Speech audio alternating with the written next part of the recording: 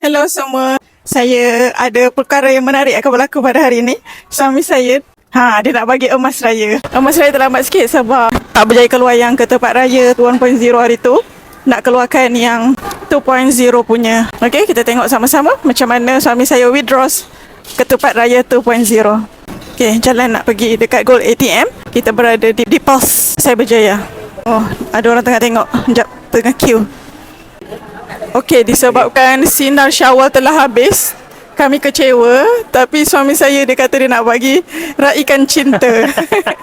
Okeylah, bolehlah juga. Bolehlah juga. Okey. Okey, saya. Boleh, dek. Okey, tengok ni adalah tekan je get withdraw. Ya, can withdraw. Okey, lepas tu scan application kat barcode ni. Lepas tu request TC. TC akan dihantar ke WhatsApp kita. So, dah deducted already. Okey, dah deducted daripada akaun JAP. Dan masukkan PIN yang diterima di skrin ini. Okey, boleh teruskan pembayaran. Ada 3 pilihan bayaran, My Debit, Visa ataupun gunakan e-wallet. Okay, let's try my debit. Okey. Kalau nak pilih guna My Debit, just ambil je card, tap dekat sini. Okay, let's try. Dah berjaya. Sekejap kita tunggu nak dispense item ini.